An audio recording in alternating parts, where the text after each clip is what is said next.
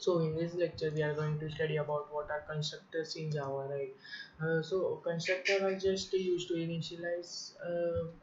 The constructor is called when an object of a class is created, and it can be used to set initial values for objects, right? So for example, here we have created a constructor that is a demo, right? So class name is demo and the constructor name is always same as the class name, and it cannot be changed because it is a rule for writing constructors, right?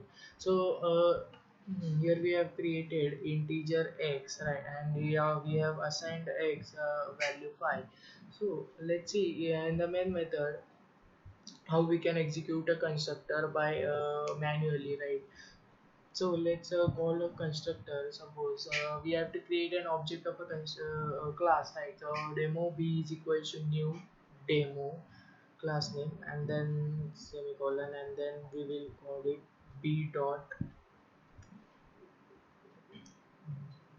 Now we are so I have mentioned that constructor called when the object of a class is created, right? So let's see out how that statement is true. So we are just going to sys out, that is b dot x, that is value of x that is available in the class, right? So mm, mm, let's see, and let's save this program and then run it, right?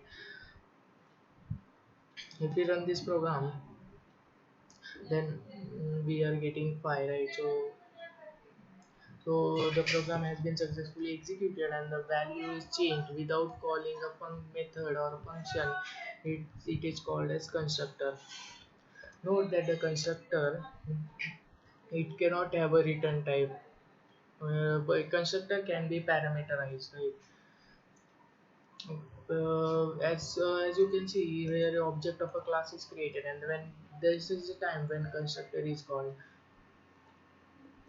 If we do not create a class constructor, if we do not create a constructor in a program, Java automatically creates one for you, and